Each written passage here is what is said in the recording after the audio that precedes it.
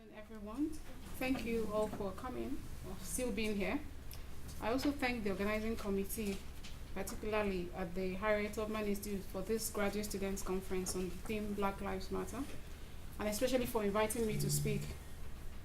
Well, like you said, my name is Chinelo. I'm an MA student at the Department of English, and my paper is based on the new representations of slave memories and blackness. I originally titled my paper Representations and Re-Representations of Slave Memories through Celia Hartman's Lose Your Mother. But while I was working on it, one word or idea kept coming to my mind: formations. And I'm glad, I think it's already come up today, Beyonce's Formations. And I wondered if it was because of the title of her song, Formation, that's the power of pop culture, or if it's because of the video.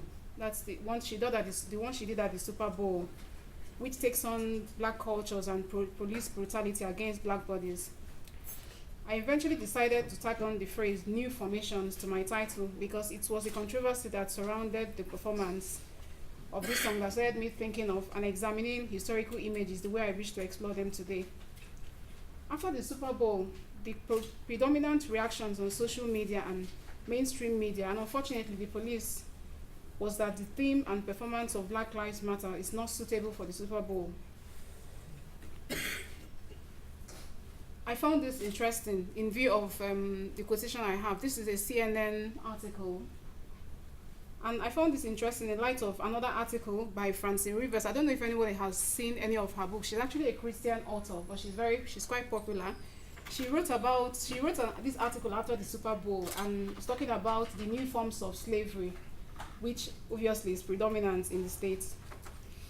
And then in addition, I also thought it was interesting that a major percentage of the people that play the game are people of black heritage.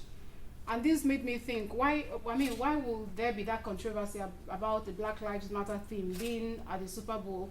Surely that should be the right place where such things should be discussed. Black Lives Matter to me, not because I am African American or African Canadian. I am African Nigerian. So my apologies in advance if I make any assumptions about other black communities. The theme matters to me because when I walk into a room, the first thing obvious about me is the fact of my blackness, and of course that I'm a woman. Now, we talked earlier on about blackness, and I think someone mentioned the idea that when you're in Africa, you don't immediately identify yourself as black. And the first time I was confronted with that, I think I was in the UK. I had a little baby then, and I was filling out a form. So I ticked for myself, I ticked Black African, ticked for my child Black African, and then someone said to me, it was in a hospital actually, that she thought my child should be white African because he's light skinned. And I said, no, he's Black African because I'm Black African. And she said to me, well, that she thought it would be more advantageous for me to indicate that he was white African. So I don't know, I keep thinking, this happened years ago, like over 10 years ago, and I keep thinking about it. I don't know what she meant by that, and I still wonder what it means to me. For me, the fact of blackness transcends the color I was born with, because blackness can be understood in different ways, and I thought the late Michael Jackson could therefore perform his own blackness in any way he wants. My paper explores questions such as how black lives have been presented and the ways we can weave new formations based on black pride and the freedom of the black body. I situate my presentation within Celia Hartman's autobiographical travel narrative, Lose Your Mother. In Lose Your Mother, Hartman purposefully uses multiple depictions of historical accounts to show how an event can be remembered and narrated differently. One of such accounts is that of a girl which is called Venus, and it's included in the chapter of her book called The Dead Book.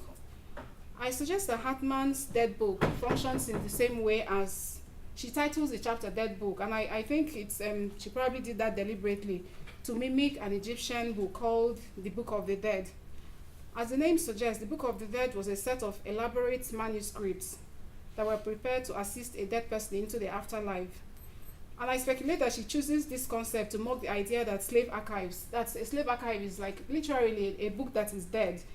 And it's prepared with so much ceremony, but it actually has little information about the slaves. We talked about the naming. How come we don't have their real names? We actually don't know anything really about these people, apart from the fact that they were slaves. Now, one of such nameless people, the Venus I refer to, is a girl who is remembered in history as having died in a slave ship. I refer to her as nameless because it's a name that was given to her because of the role she plays in history. Now, this name, Venus, echoes love, beauty, sex, desire, and military victory. She's therefore both a symbol of the sexual exploitation of female slaves and paradoxically a symbol of victory to the slave abolitionists. Now, this is an image that was done and used by slave abolitionists, and when I found it interesting, perhaps to look at this alongside. This is I'm sure people are familiar with Saria Batman, and it's very similar, both pictures. And then the problem is this was actually shared in England for the purposes of slavery, just to show how the female slaves were treated. And then my question about it is, how did it help this particular girl? Was it just used for political reasons? And and when we look at it now in the 21st century, how do we feel about it? How does it affect the black people that see it? How does it affect even women, not even just black people? Venus is not shown as merely the marginalized woman. She's shown on display as a sexual exhibit to remind the reader of the exploitation of the black woman's sexuality. Her exploitation is similar to Batman, which I mentioned, and Batman had his experiences in the 18th century in Europe. Venus and Miss Batman are important because they are symbolic of people that were dispossessed of their dignities and lives.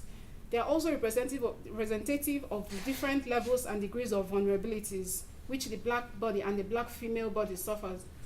I suggest that Venus was not only a victim of slavery, but also a victim of slave abolition because of the way her image and story was used by the abolitionists, and because of the way her history and image have been memorialized. And I'm still using it. One of the issues I wondered about after reading Hartman's narrative is if the abolitionists would have been so keen to use her story if she was male. And I think that's my own opinion. Probably not, because the character may not have been considered sufficiently vulnerable. The fact of her being female made her a convenient tool for the quest of slave abolition. Unfortunately, as Hartman argues, using the highly sexualized painting of this female body further brutalizes and enslaves her. Now, in popular culture, new images of female sexuality have been recycled by a photographer called Jean-Paul Gaultier. I'm sorry if I didn't get the pronunciation. Now, there's a photo shoot he has of what he calls Carolina Beaumont, and then more recently, Kim Kardashian's Break the Internet. Now, this is exactly the same thing as what she does. And, the reason I even included it here is it was not just because of the way she has appropriated this image, but I found it interesting that when the thing came out, the majority of the outrage had to do with her nudity than the political and historical implications of assuming that pose. And I wondered if this means that the public has limited memories of slavery or of historical black female exploitation. It was only in some few articles that I saw the reference, the connections between, and mainly it was academics. So in popular media, young people would look at this and just think, oh, she's up to one of her tricks. They would not immediately associate it with the older images. Perversely, I have also wondered if the new presentation can be a way to turn the older memories of slavery into one of empowerment. I'm not saying it is, but I'm also wondering, or do such representations always symbolize exploitation? In a post-biography paper concerning Venus, Sadio Hartman asks, why subject the dead to new dangers and to a second order of violence? This is in an article called Venus into Arts.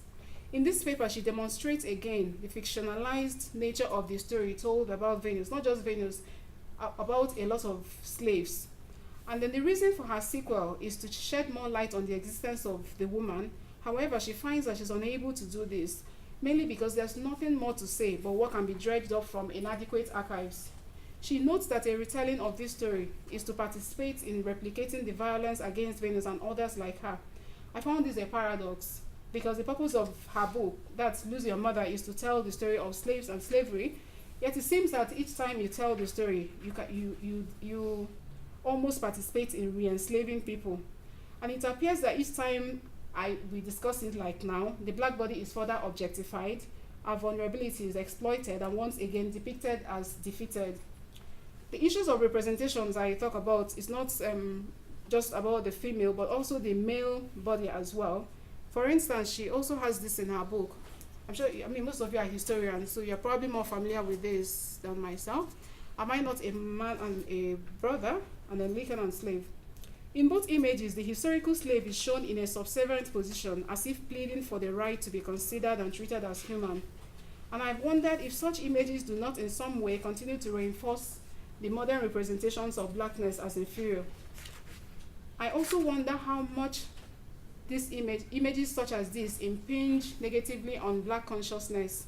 Now there's an excerpt I got from roots.com concerning the Lincoln and slave. This is Frederick Douglass, as well as many others. He says, I have strong reservations about the appropriateness of these tributes. The tribute he refers to is Lincoln and slave. Douglass was very clear and emphatic in saying that he did not like their attitude. He showed the Negro on his knees. And he, writing in 1916 as well, Freeman Henry Murray, he likened the kneeling slave to a sinner requiring pardon. Murray sees a conflicted figure with no sense of self-agency, dignity, or even the awareness of his newfound freedom. Now, what Hartman says to this is, it's difficult to say someone is free once they have been enslaved and once they have these slave memories. Now, questions like this, I think, are fundamental to issues of the way we represent our slave memories. I do not have the answers, but suggest that we continue to question our archives. I mean, we've been talking about it today. They apparently are inadequate. We cannot assume that when images such as Venus, Miss Batman, Lincoln, and slave are presented, they function as ways to expose slavery. Sometimes they also enslave. It is important to note that the images themselves can also demean blackness. Now, when I read Hartman's book first, the first thing I noticed about her writing was that it was full of anger. And and she seemed to be accusing a lot of people, not just Africans who sold people, but the people that purchased, the middlemen, and then as I kept reading it, I became even angrier, but it wasn't anger at her again, her writing anymore. It was at myself, because I didn't have all this history. I wasn't even aware of half of what she was making references to. And I wondered why. Living in Nigeria, in history lessons, you keep getting emphasis on Wilberforce and all the abolitionists, but you never hear anything about the actual slaves and what happened to them. And and coming here, I found that it's almost mirrored, maybe in a different way.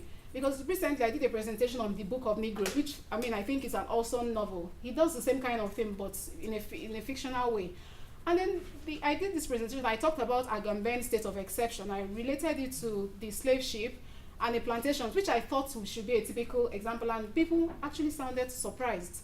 How did you make the link? But when you talk about the state of exception and talk about the whole idea of the Homo sacer, what do you think about? It's slavery, and it's about people being on the ship. And the reason I think this is important is I suspect that a lot of what we discuss is academic, because we're in an academic institution and this is an informed audience. But outside of the academia, how much knowledge, how much information, how much do people actually realize and relate these issues to their daily lives, so how it affects them? I was saying this to another immigrant, and he said, I was telling him that when I was coming to Canada, I was made to undergo some medical examinations, where you even have to check your teeth. If you read the narrations of slavery, before you get on the slave ship, they check your teeth, check every part of your body. So it hasn't changed. It's still the same thing that we're going through. And what this person says to me, who by the way is also Nigerian, said to me, oh, but it's okay, because we need to make sure that you're not bringing any disease from Africa to Canada. So I don't know what comment to make about that, but I just think it's a sample of how we have been made to understand and to think about blackness and what we are. So in conclusion, I suggest that it's important we explore ways to situate the academics of Black Lives Matter into mainstream consciousness. This is what I call new formations, and perhaps what Beyonce will call new formations. And perhaps popular culture is not the answer, but I think it might be a start. This is something I got from Facebook. Wow. Thank you.